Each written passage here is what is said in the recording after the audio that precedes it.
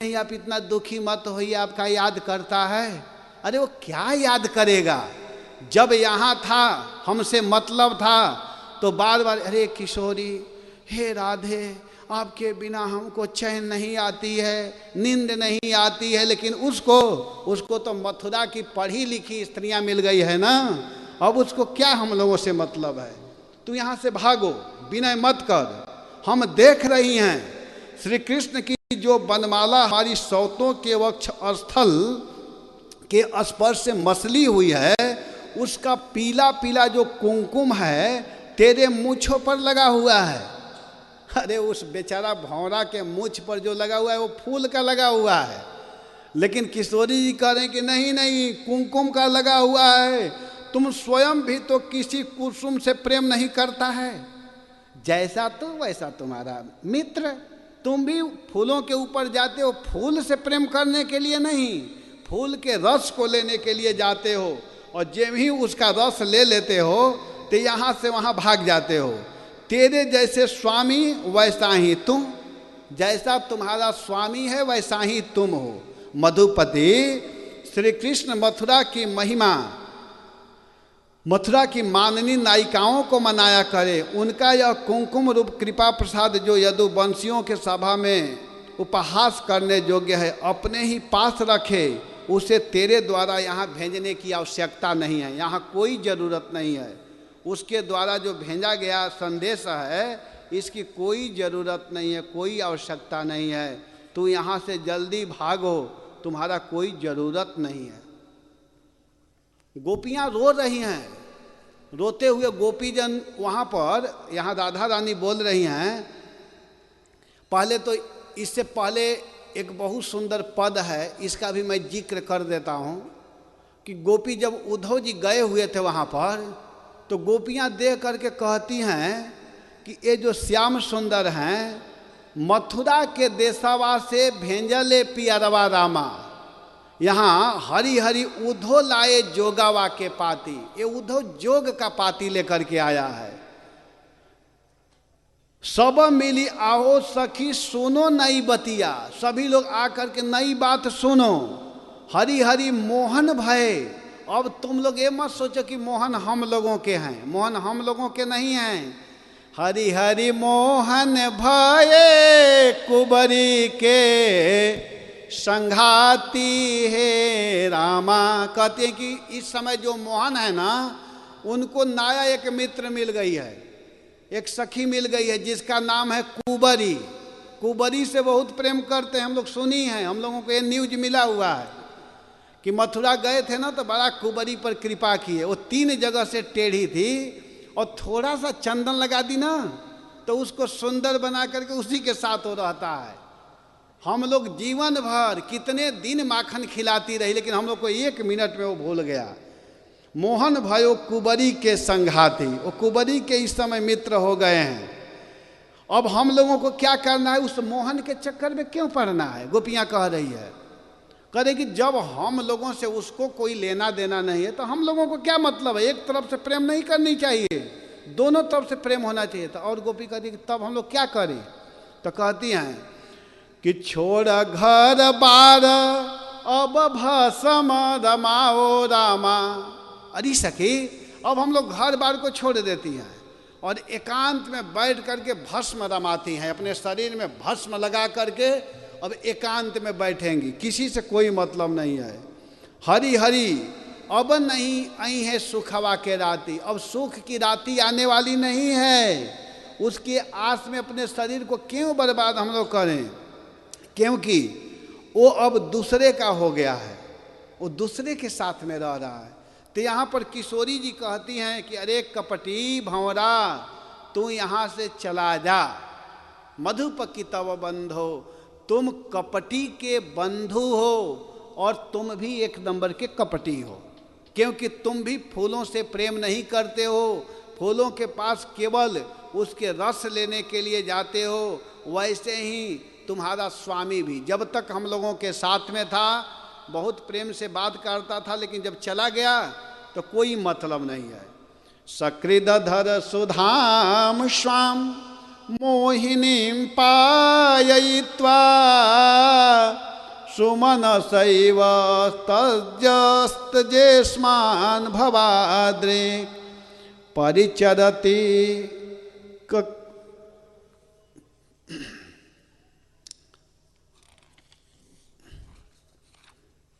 हरे कृष्ण। परिचरति कथम तत् पाद पद्मं तु पद्मा ह्यपि बत हृत चेता उत्तम श्लोक जलपैः स्वाम मोहिनीम अधरम सुधा सकृद पायित्वा। अपना मादक अधरामृत का केवल एक बार पिला करके पुष्पों की तुम्हारे समान उसने हम सबको त्याग दिया। उसके चरण कमलों की तो लक्ष्मी कैसे सेवा करती है। पुण्य कीर्ति की बातों ने संभवतः उसका चित्त चुरा लिया होगा। कह रही हैं कि वो जो है ना, जैसा तू काला है, जैसे तू काले हो वैसे ही वह भी है। तो भी पुष्पों का रस लेकर के उड़ जाता है, वैसे ही वो भी निकला, ठीक तुम्हारे जैसा ही। तुम्हारे में उसमें बिल्कुल मेल खा रहा है, तुम दोनों एक जैसे हो। इन्होंने हमें केवल एक बार, हाँ ऐसा ही लगता है, केवल एक बार अपनी तनिक सी मोहिनी और परम मादक अधर सुधा पिलाई थी। और फिर हम भोली भाली गोपियाँ उसके एक बार मादक को पी करके, एक बार बात को सुन करके हम लोग क्या कि सब कुछ छोड़ दी, अपने पति का त्याग कर दी, अपने बंधु का त्याग कर दी, अपने भाई का त्याग कर दी और सब कुछ छोड़ करके यहाँ चले गए। पता नहीं सुकुमारी लक्ष्मी उनके चरण कमलों की सेवा कैसे करती रहती है, पता नहीं है। बेचारी लक्ष्मी जब देखो तब उसके चरणों की सेवा करती रहती है। अवश्य ही वे इस छबीले कृष्ण की चिकनी चुबड़ी बातों में आ गई होगी, चित्त उनका भी चित्त चुरा लिया होगा। ये बहुत तेज है, ये सब बात करने में ना बहुत चालू है, बहुत बात बनाता है, उसके जैसा बात को नहीं आता है। वो बहुत सुंदर सुंदर बात बोलता है। और वो बेचारी भोली भाली जो लक्ष्मी है, सिद्धि है, उसके बात में निश्चित वो आ गई होगी, तभी तो उसके साथ में रह रही है, उसके चरणों की सेवा कर रही है। हमेशा देखो, जब देखो तब उसके चरणों की सेवा करती रहती है, हमेशा सेवा करती रहती है, हमेशा उसके चरणों में ही लगी रहती है, हमेशा चरणों को दबाती रहती है।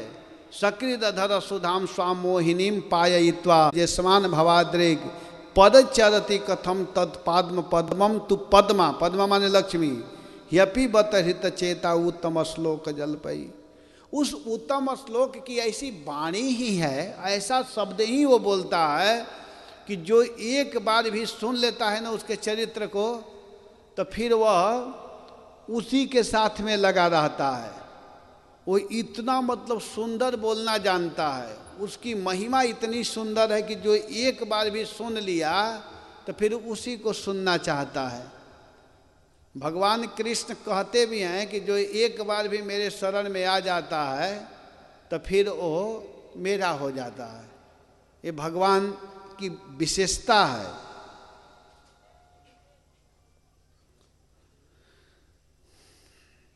किमिह बहुषढंग्रे गायसी त्वं यदूनां अधिमपति गृहाणम अग्रतो नः पुराणम विजय सख सखीनां गीयतां तत्प्रसंगः छपित कुचरुजस्ते कल्पयन्ति इष्टमेष्टाः।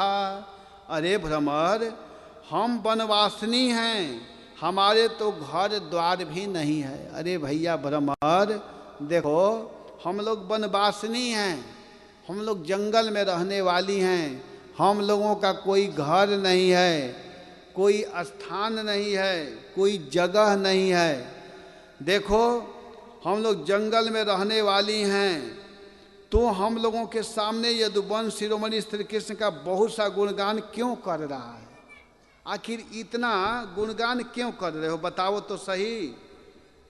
हम वनवासियों के आगे यदुनाथ का बहुत वर्णन क्यों करता है? पुराण पुरुष अर्जुन के सखा का चरित्र उनकी सखियों को सुनाओ।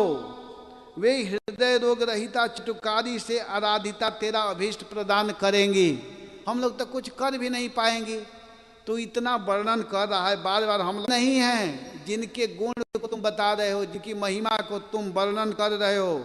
हमारे लिए तो जाने पहचाने हैं, बिल्कुल पुराने हैं, बिल्कुल उनको हम लोग जानती हैं। तेरी चापलूसी हमारे पास चलने वाली नहीं है। अगर तुम इन सब बातों को जाके दूसरे के सामने कहोगे जो नहीं जानता है तो तुम्हारे बात में आ जाएगा। लेकिन हम तो जानती हैं। तू जा, यहां से चला जा, और जिनके साथ सदा विजय रहती है उन श्री कृष्ण की मधुपुरवासिनी सखियों के सामने जाकर के उनका गुणगान करो। तुम मथुरा में जाओ और मथुरा में जाकर के उन सखियों के साथ कहो। वे नहीं हैं, उनकी लीलाएं कम जानती है और इस समय वे उनकी प्यारी हैं। अगर तुम वहां जाओगे ना, अगर तुम कुछ कहोगे तो उनकी हृदय की जो पीड़ा है वह मिट जाएगी और वे तेरी प्रार्थना स्वीकार करेंगी। और जानते हो, तुम्हारे बात को सुन करके तुम जो मांगोगे, तुमको अगर कुछ वस्तु चाहिए तो वे मुँह मांगी वस्तु भी दे देंगे। तो इसलिए तुम वहीं जाओ और वहां जाकर के इन सब बातों को सुनाओ। यहां क्यों इस तरह की बात कर रहे हो? उद्धव जी देख रहे हैं। उद्धव जी बहुत प्रयास किए समझाने का, कहने का। उद्धव जी जब गए गोपियों के सामने तो गोपियों को समझा रहे। गोपियां जब रो रही थी तो गोपियों को समझाते हुए उद्धव जी कहते कि आप लोग इतना क्यों रो रही हो? चुप रहो उद्धव सुधो। यहाँ गोपीजन कहती हैं कि अरे उद्धव तू चुप रहो, तू यहाँ क्यों बिना मतलब के बात कर रहे हो? उद्धव बहुत उपदेश करना चाहते हैं। कहो न कहानी जो विविध कही आए हो। तुम यहाँ हम लोगों को कहानी सुनाने के लिए आए हो? मान लीजिए जैसे भौरा कह रहा है तो राधा रानी कह रही है ना कि तुम हमको मत समझाओ, हम लोग जानती हैं। तुम क्या बताना चाहते हो, क्या कहना चाहते हो? चुप रहो उद्धव सुधो पथ मथुरा को गहो। चुप रहो उद्धव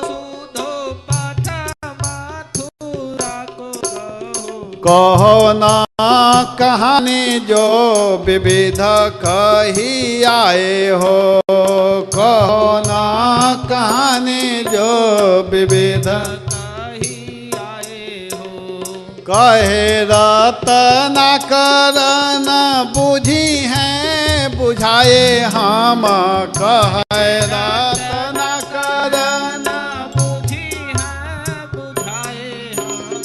करत उपाय वृथा भारी भर माए हैं। कहत उपाय वृथा भारी भर माए हैं। सरल स्वभाव मृदु जानी पर उपरत है। सरल स्वभाव मृदु पर ओर धाय करे लो न सो लगाए। हाँ पर ओर धाय करे लो न सो लगाए।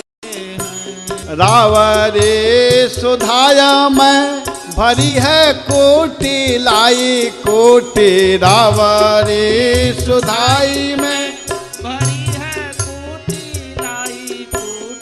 बात की मिठाई में लोनाए लाए लाए हो। बात की मिठाई में लोनाए लाए लाए हो। कहते हैं कि अरे सखियां उद्धव जी को कह रही हैं और राधा रानी उस भौरा से कह रही हैं। गोपियां कहते हैं कि अरे उद्धव तुम यहाँ आकर के हम लोगों को उपदेश दे रहे हो। ऐसी बात नहीं कि जब राधा रानी बोल रही हैं तो गोपी लोग चुप है। गोपी लोग भी उद्धव से बोल रही हैं। गोपियाँ कहती है कि तुम आकर के जो यहाँ उपदेश दे रहे हो हम लोग को सीधा जान करके तू बताना चाहते हो। हम लोग उसके विषय में जानती हैं, तू कुछ भी नहीं जानते उसके विषय में। बस तू केवल ऊपर ऊपर की चीज जानते, हम लोग भीतरी बात जानते हैं। समझा? आए हो ज्यादा उपदेश करने के लिए। करत तो उपाय बड़ीता भारी भरम है, बहुत उपाय कर रहे हो, हम लोग को भरमाना चाहते हो। हम लोग अब उसके भरम में आने वाली नहीं हैं। सरला स्वभाव मृदु जानी पर उपरते चरला स्वभाव मृदु जानी पर उपरते पर ओर धाया करे लौना सो लगाए हो। पर ओर धाया करे लौना सो लगाए हो। देखने में तुम सरल लग रहे हो लेकिन तुम बहुत टेढ़े हो। तुम रावड़ी सुधाई में भरी है कुटिलाई। आप जो सीधा साधा दिखाई दे रहे इसमें कुटिलता भरी हुई है। बातक की मिठाई में लुनानी लाई आए हो। बात की तो मिठाई करे, मिठाई जैसे बोल रहे हो लेकिन बिल्कुल एक गड़बड़ बात बोल रहे हो। देखो यहाँ से तू चले जाओ, तुम्हारा यहीं कोई काम नहीं, चुप रहो। उधो सुधो पथा मथुरा को गए हो, तो सीधे यहाँ से मथुरा चले जाओ, तुम्हारी बात हम लोग सुनने वाली नहीं है। और यहाँ भगवान की प्रिया जो किशोरी हैं, जो राधा रानी हैं, वे बोल रही हैं, कहते हैं कि अरे भौरा तुम बिना मतलब के हमारे चरण में क्यों गिर रहे हो? तुमको पता नहीं है हम लोग बहुत धनी व्यक्ति नहीं हैं, हम लोग का कोई मकान नहीं है। देख रहे हो ना, एक भी हमारा फ्लाइट यहाँ दिखाई दे रहा है। हम लोग यहाँ बैठी हैं, यहाँ कुछ भी नहीं है, एकांत में बैठ करके रो रही हैं। और तू इतना प्रणाम कर रहे हो, इतना चापलूसी कर रहे हो, हम लोग क्या करेंगे? हम कुछ भी नहीं दे सकती हैं।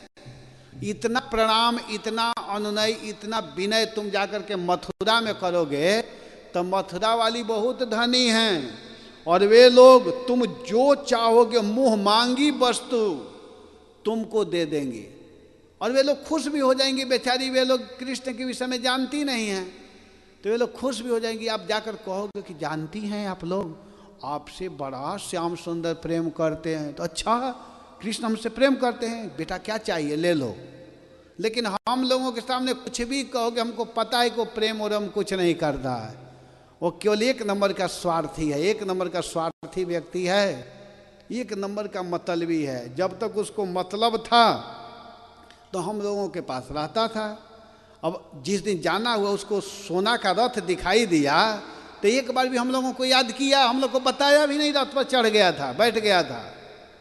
और हम लोग से कहा कि अरे प्यारी हमें मथुरा देखने की इच्छा है। अब तक वो मथुरा नहीं देखा, उसका सब कुछ मथुरा में गया, अपने पिता को जेल से बाहर कर दिया, अपने माँ को जेल से मुक्त कर दिया, इसके बाद में कंस का वध भी कर दिया, बहुत दिन घूम भी लिया। अब तो उसको आ जाना चाहिए था। हम लोगों से कह कर गया था कि मैं परसों आऊँगा, अब तक परसों नहीं भी था क्या? वो एक नंबर का झूठा व्यक्ति है, तू यहाँ से चली जाओ। देवी भुवि च रसायाम कास्त्रिय स्तद्वा कपट रुचिरहास भुवि जृंभस्यास्युः चरण रज उपास्ते यस्य भूतिर्वयम् का अपि च कृपण पक्षे ह्युतम श्लोक शब्दः।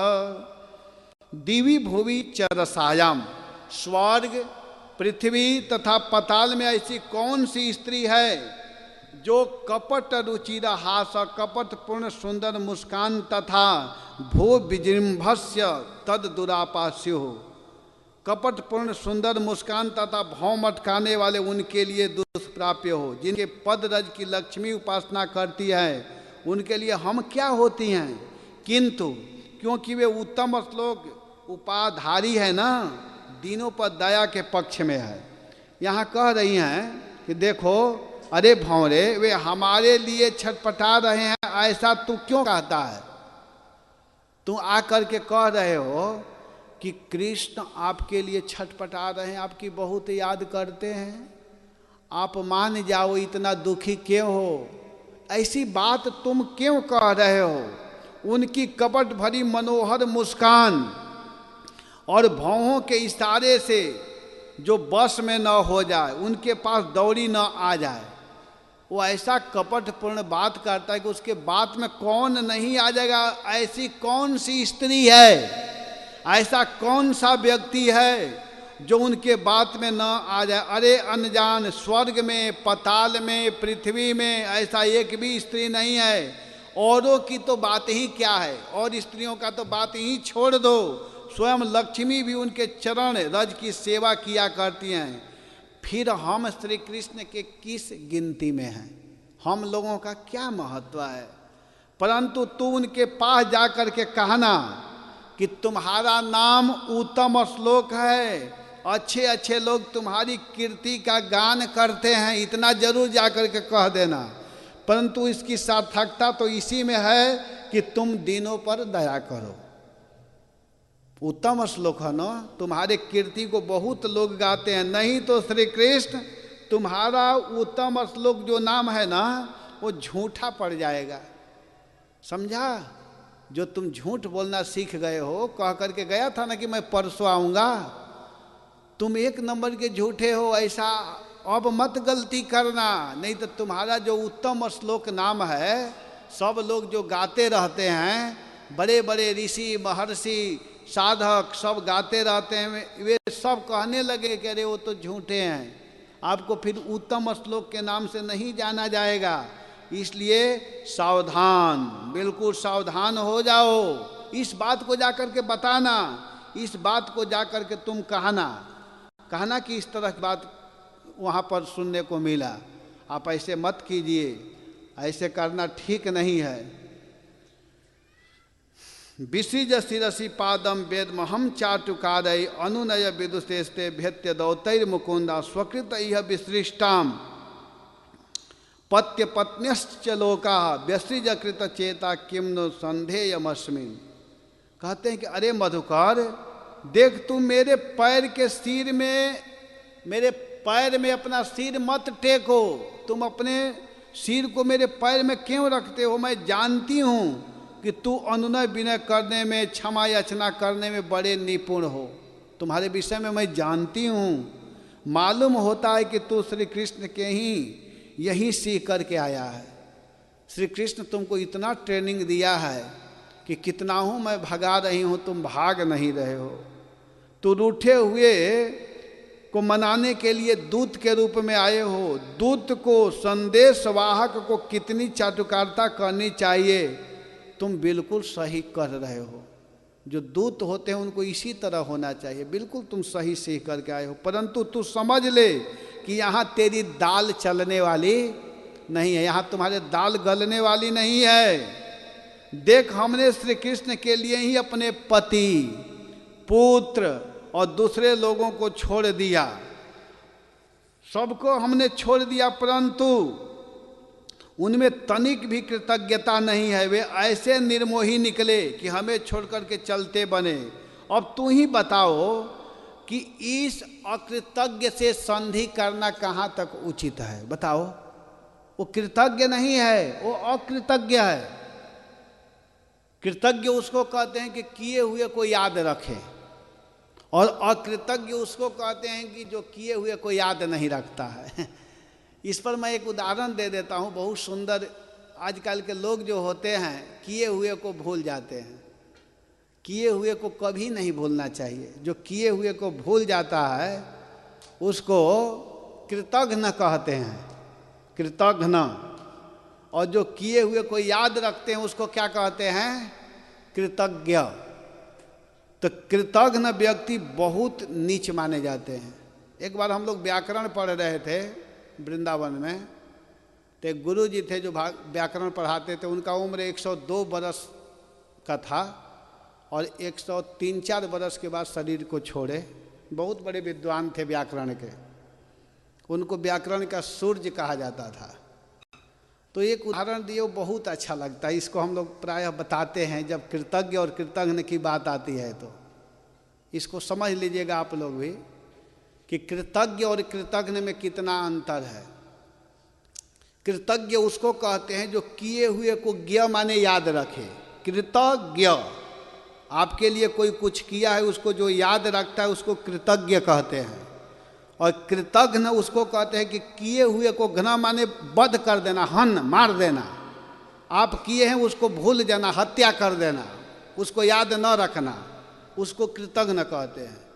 तो एक बार की बात है कि एक चंडाल व्यक्ति, कृतघ्न कितने नीच होते हैं उसको समझाने के लिए गुरुजी बता रहे थे कि एक चंडाल, चंडाल किसको कहते हैं जानते हैं? जो कूते के मांस को खा करके पचा ले, कूता के मांस को खा करके जो हजम कर लेता है उसको चंडाल कहते हैं। तो एक चंडाल व्यक्ति क्या कर रहा था कि मनुष्य के कपाल, खोपड़ी को बर्तन बनाया था। मनुष्य के खोपड़ी जिसको कपाल बोलते हैं उसको बर्तन बनाया था और उसमें कूते के मांस को पका रहा था। उसमें कूते का मांस पका रहा था और पका रहा था, एक चमड़ा रखा था उसको ढकने के लिए। और तब तक एक व्यक्ति जा रहा था, देख रहा है कि वो पका रहा है। तो उस व्यक्ति को देखा तो वो पका रहा था, कुछ नहीं किया। लेकिन तब तक एक दूसरा व्यक्ति आ रहा था और जब ही दूसरा व्यक्ति को देखा तो क्या किया कि चमड़ा से जो पका रहा था अपने लिए खाने के लिए भोजन, उसको ढक दिया उस दूसरा व्यक्ति को देख करके ढक दिया। और जब वो दूसरा चला गया तब फिर उस ढक्कन को हटा करके चमड़ा को और फिर बनाने लगा। तब पहला व्यक्ति पूछा कि आप उस व्यक्ति को देख करके ढक क्यों दिया? तो कहा कि मैं इसलिए ढक दिया ना कि उसकी दृष्टि मेरे भोजन पर पड़ेगी ना तो मेरी भोजन अशुद्ध हो जाएगी, अशुद्ध हो जाएगी। तो हाँ, क्योंकि वह कृतघ्न व्यक्ति है। वो बोला, चंडाल बोला कि जो व्यक्ति आ रहा है वो कृतघ्न है, इतना नीच है, इतना अधम है कि उसकी दृष्टि पड़ते ही हमारी भोजन अशुद्ध हो जाएगी। बताइए कहाँ शुद्ध भोजन था, लेकिन उससे भी गया बीता उस कृतघ्न की दृष्टि होती है। तो कृतघ्न इतने नीच होते हैं, इसलिए किए हुए व्यक्ति के उपकार को कभी भी नहीं भूलना चाहिए। कृतघ्न ऐसे होते हैं। तो हम लोगों को सावधान रहना चाहिए। यहाँ तो गोपियाँ वास्तव में भगवान के एक एक उपकार को याद कर रही हैं और भगवान भी याद करते हैं कि बोले लीला चल रहा है। लेकिन हम लोगों को ध्यान देना है कि अगर हमारे लिए जीवन में कोई भक्ति में हेल्प किया है, अगर एक अक्षर भी बताए, इच्छादपि गुरु यस्ति शिष्यम प्रबोधयत, अगर एक अक्षर भी कोई भक्ति मार्ग में बता दिया तो आपका गुरु है।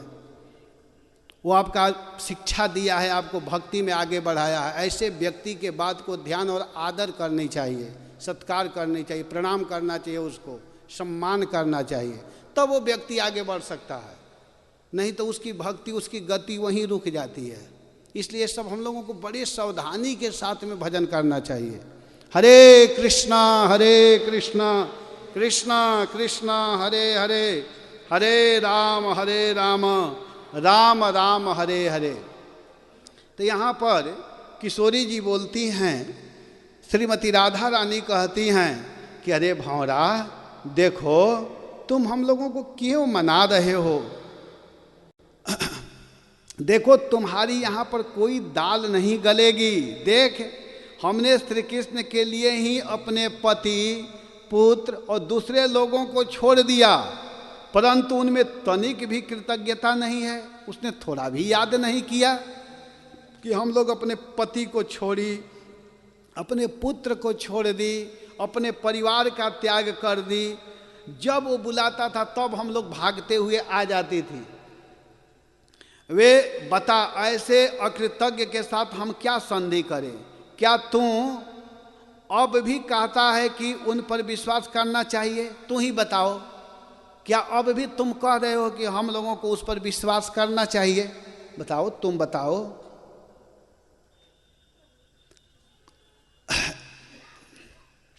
मधुकर कहाँ पढ़ी यह नीति, मधुकर कहाँ पढ़ी यह नीति, लोक वेद श्रुति ग्रंथ रहित सब, लोक वेद श्रुति ग्रंथ रहित सब, लोक वेद श्रुति ग्रंथ रहित सब, लोक वेद श्रुति ग्रंथ रहित सब, लोक वेद श्रुति ग्रंथ रहित सब, लोक वेद श्रुति ग्रंथ रहित सब, कथा कहत विपरीत,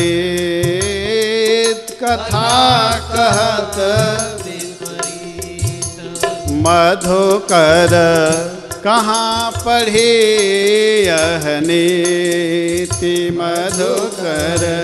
कहाँ पढ़ी यह नीति। अरे मधुकर, तूने ये कहाँ पढ़ाई किए हो?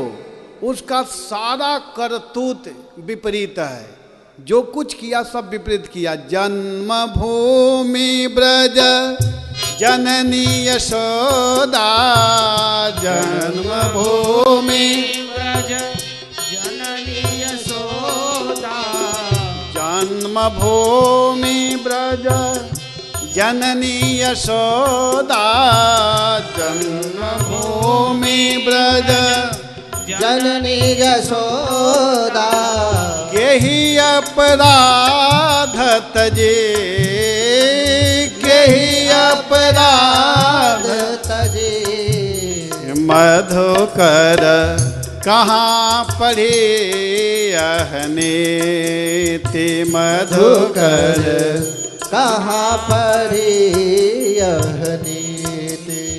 जन्मभूमि ब्रज, जिस ब्रज में जन्म लिया उस भूमि का त्याग कर दिया।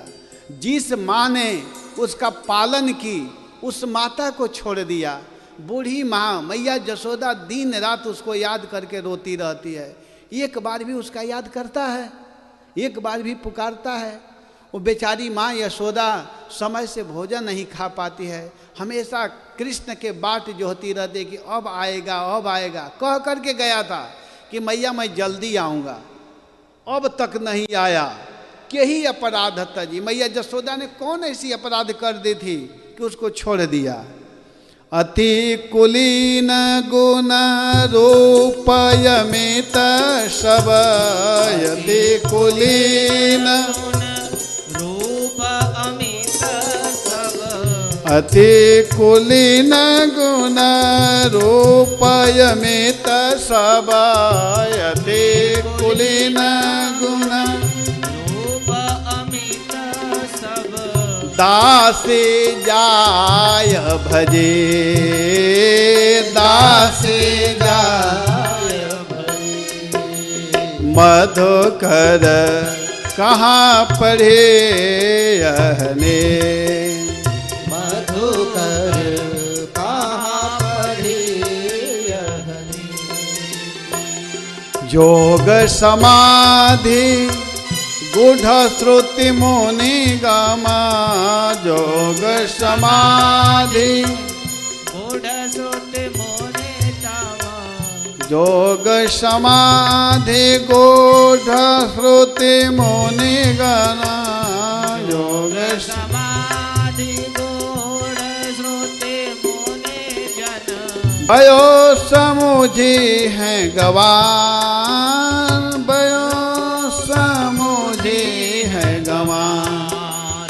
मधुकर कहाँ पढ़े यहने, मधुकर कहाँ पढ़ी यहने।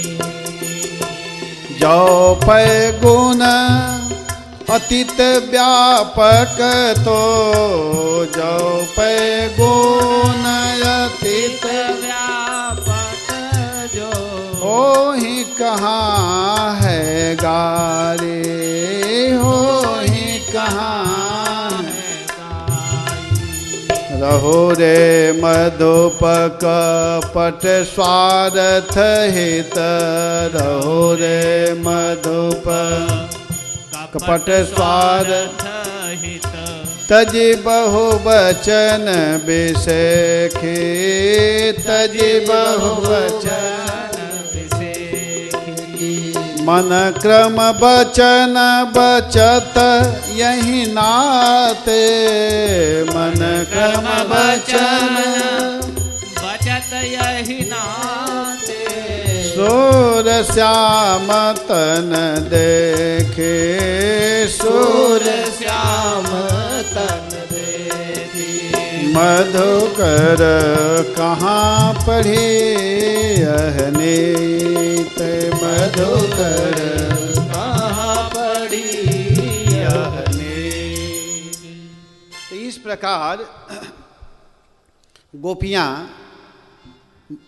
बोल रही हैं, खास करके राधा रानी यहाँ पर बोलती हैं, कहती हैं कि मृगयोरिव कपीन्द्रम बिव्यधे लुब्धधर्मा, स्त्रियम कृत विरूपां स्त्रीजितः कामयानां, बलिमपि बलिमत्वाद् वेष्टयद् वाञ्छवद्य, लसति सखदोस्त्यजस्तक तत्कथार्थः, विसिज शिरसि पादम वेद में हम चाटुकादय, अनुनय विदुस्तस्ते भेत्य दौतैर्मुकुन्दात्, स्वकृत यह विशिष्टापत्य पत्यान्य लोका व्यसिजद कृत चेता किम नु संधेयमस्मिन्। यहाँ पर संजल्प करते हुए किशोरी जी बोलती हैं कि शिरसि पादम, पैर पर से अपना सिर हटा ले। देखो तुम मेरे चरणों में अपने सिर को क्यों बार बार रख रहे हो, तुम अपने सिर को मेरे चरण से अलग कर लो। जो तुम्हारा सिर है मेरे चरण पर बार बार गिर रहा है, उसको तुम हटा लो। विसिज शिरसि पादम वेद में हम चाटुका रही ही। अरे मधुकर देख, तू मेरे पैर पर सिर मत टेको। मैं जानती हूँ कि तू अनुनय विनय करने, क्षमा याचना करने में बड़ा निपुण है। मालूम होता है कि तू श्री कृष्ण से ही यहीं सीख करके आया है। रूठे हुए को मनाने के लिए दूत को, संदेहवाह को कितनी चाटुकारिता करनी चाहिए। परंतु तू समझ ले, यहाँ पर बोलते हुए कह रहे हैं,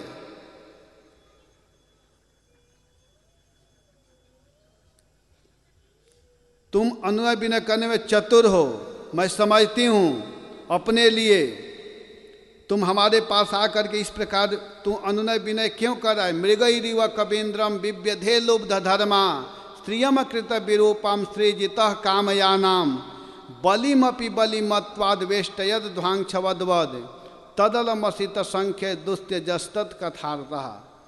देखो, लुब्ध धर्मा कपीन्द्रम मृग इव इव बिभ्यदे, व्याध के समान क्रूर होकर के वनराज बाली को अखेट पशु की भांति बींध दिया था। उसका पहले से ही आदत है, ये कोई नई आदत नहीं है, ये पहले भी ऐसा किया था। रे मधुप, जब वे राम रूप में थे, जो तुम्हारा सखा है ना, जो तुम्हारा स्वामी है, वो पहले राम रूप में जब थे तो वो क्या किए कि उस समय कपिराज बलि का वध किया। जो बाली था, बाली को मारा। बाली और सुग्रीव दोनों भाई थे, और दोनों भाई में आपस में बैर था, तो उसको बीच में जाने की क्या जरूरत पड़ गई। और बहुत बड़ा वीर बनता था तो उसको सामने आकर के वध करना चाहिए।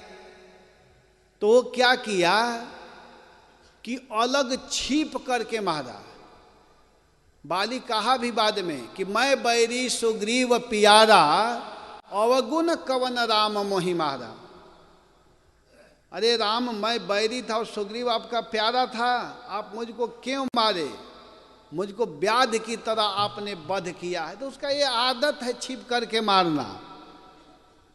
और इतना ही नहीं, अरे एक बेचारी स्त्री थी, सीधी सादी स्त्री, वो आई उसके पास में, वो आकर के अपना प्रस्ताव रख रही थी। अगर उसको नहीं उसका प्रस्ताव स्वीकार करना था तो नहीं करना चाहिए, लेकिन वो क्या किया जानते हो, तुमको पता है, ये समाचार तुमको नहीं बताया होगा क्योंकि कपटी है ना, और बताया भी होगा तो तू यहाँ आकर के नहीं बताएगा।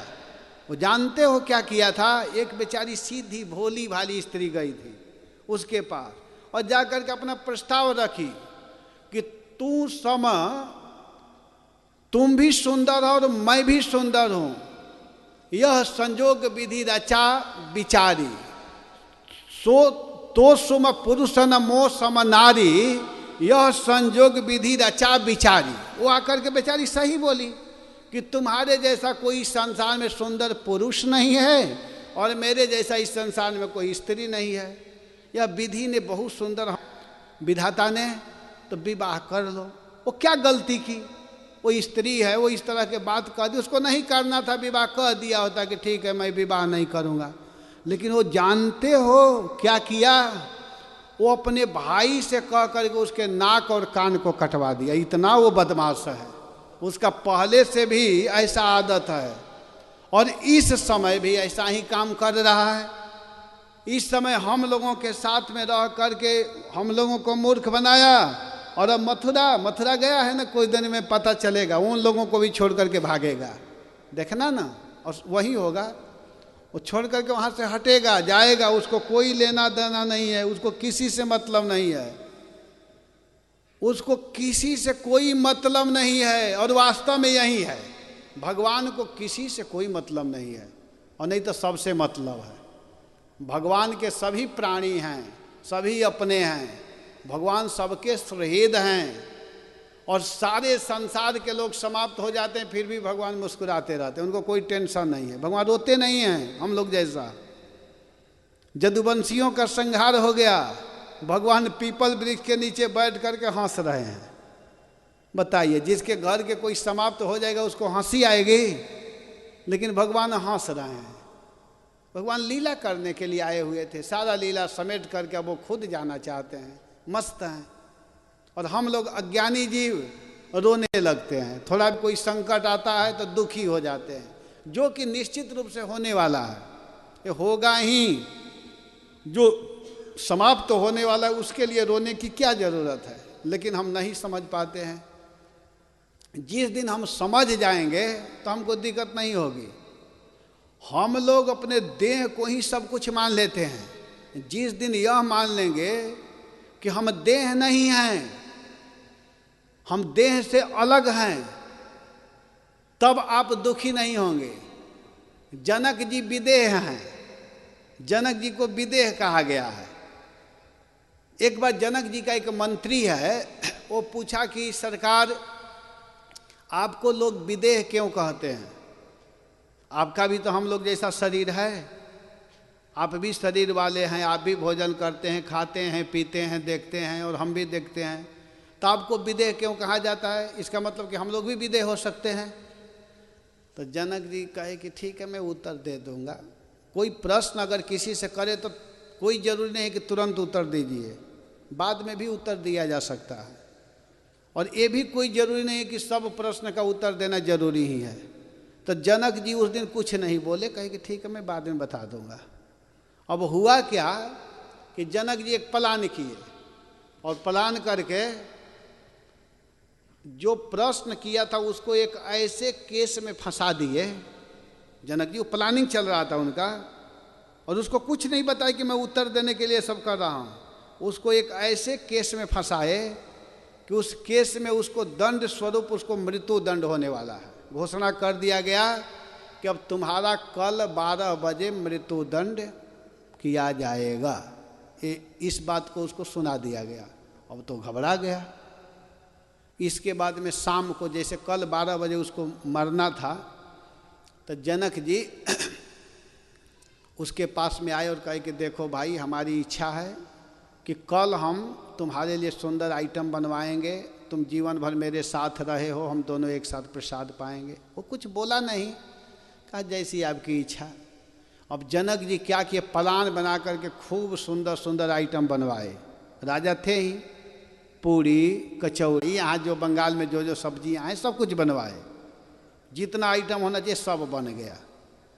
अब उसको मजे जनक जी उसको बुलाए और कहे कि चलो अब हम दोनों आज खाते हैं, क्योंकि अब 2 घंटा के बाद तो तुम मर जाओगे, तो जीवन भर हमारे साथ रहे हो तो एक बार और साथ में हम लोग। तो दोनों बैठे खाने के लिए। खिलाने वाले लोग अब खिलाना प्रारंभ किए, सब्जी ला कर दे रहे हैं, खीर ला कर दे रहे हैं, पूड़ी ला कर के दे रहे हैं, सब्जियां, मिठाई, और दोनों खा रहे हैं। और खाने के बाद में अब चलो तुमको फांसी पर चढ़ाना है, तो उसको लेकर के अब जो फांसी पर चढ़ाने वाले लोग होते हैं वो लेकर के अब जाने लगे। तो कुछ दूर लेकर के गए, तब तक जनक जी कहे कि अरे भाई सुनो सुनो, और एक बार हमारी इच्छा है कि ये व्यक्ति मेरे साथ हमेशा रहा है, तो मेरे कहने से एक बार इसको इस मृत्यु दंड से मुक्त कर दिया जाए। अब कोई गलती करेगा तब इसको मृत्यु देना चाहिए, इस बार इसको छोड़ दिया जाए। अब कभी गलती करे तब इसको फांसी पर चढ़ाना। तब राजा थे, उनके कहने से उसको छोड़ दिया गया। और जब छोड़ दिया गया तब जनक जी कहे कि देखो भाई इतना सुंदर सुंदर आइटम बना था, लेकिन उस समय तू अच्छा से खाया नहीं, हमारी इच्छा है कि फिर से हम लोग खाते हैं। तो कहा हाँ हाँ चलिए खाते हैं। अब दोनों फिर बैठे एक साथ खाने के लिए, जनक जी भी और वो भी। और दोबारा जब भोजन उसके सामने आने लगा तो खीर खाता है। जनक जी तो बड़े आनंद से उसको खा रहे हैं, लेकिन जब उसके पास आता है खीर और खाता है तो कहता अरे महाराज इसमें तो केवल नमक ही नमक है, बहुत ज़्यादा नमक है। खीर में नमक नहीं होता है, खीर में क्या होता है? चीनी, लेकिन नमक डलवाया गया था जान करके। तो कह बड़ा नमक है इसमें। अच्छा, इसके बाद में जब सब्जी खाता है तो कहता अरे इसमें तो बड़ा गंध आ रहा है। दाल खाता है तो कहता है कि अरे इसमें तो बहुत मिर्च है। जो कुछ खा रहा है उसमें कमी निकाल रहा है, और जान करके ऐसा बनाया गया था। तो जनक जी कहे कि क्या हो गया है, अभी 2 घंटा पहले इसी को खाया, कुछ नहीं बोल रहा था, अब क्यों बोल रहे हो? तो कहा कि अरे महाराज 2 घंटा पहले मेरा दिमाग इस भोजन पर नहीं था, मेरे दिमाग में केवल मृत्यु दिखाई दे रही थी कि मैं 12 बजे मर जाऊंगा, मैं 12 बजे मर जाऊंगा। तो कहे कि उस समय तुम्हारी दृष्टि मृत्यु पर थी? तो हाँ। तो तुम्हारा शरीर था कि नहीं? तो था। तो उस समय क्यों नहीं तीखा का अनुभव हुआ? उस समय क्यों नहीं मीठा का अनुभव हुआ? अरे महाराज तीखा मीठा उस समय केवल हमको मृत्यु दिखाई दे रही थी, देह दिखाई नहीं दे रहा था, स्वाद दिखाई नहीं दे रहा था। तो जनक जी कहे कि जो स्थिति तुम्हारी 2 घंटा पहले थी वो स्थिति मेरे साथ हमेशा रहता है। मैं हमेशा उसी स्थिति में रहता हूँ कि मुझे मरना है, मुझे इस संसार में नहीं रहना है, संसार में हमको नहीं रहना है। संसार में हम लोग आए हैं तो हम लोगों का कुछ काम है, सभी लोग काम के लिए आए हैं। भगवान जन्म दिए हैं फालतू व्यर्थ के लिए नहीं, खाने के लिए जन्म नहीं दिए हैं, सोने के लिए नहीं दिए हैं, केवल भजन करने के लिए दिए हैं। इसलिए भजन करना चाहिए। हरे कृष्णा कृष्णा कृष्णा हरे हरे, हरे राम राम राम हरे हरे। तो यहाँ पर कहती हैं कि देखिए वो बेचारी क्या की, लेकिन उसको भी वो मार दिया। बेचारी शूर्पणखा काम बस उसके पास आई थी, परंतु उन्होंने अपनी स्त्री के वश होकर के उस बेचारी के नाक कान काट दिए और इस प्रकार उसे कुरूप कर दिया कि ब्राह्मण के घर वो कुरूप कर दिया। और ब्राह्मण के घर बामन के रूप में जन्म लेकर के उन्होंने क्या किया जानते हो? क्या किया कि बलि के घर आया और उससे याचना किया, और बेचारा बलि ने उसको सब कुछ दे दिया, इसके बाद में भी उसको वो बांध दिया। इतना वो कपटी है, उसको बांध दिया। अरे उसको लेना था तो सामने से आकर कहना चाहिए ना कि मैं भगवान हूँ और मैं अपने भाई इंद्र को देने के लिए आया हूँ। तो वहाँ अपने को बदल करके आया, और बेचारा बलि ने सब कुछ दिया, लेकिन फिर भी वो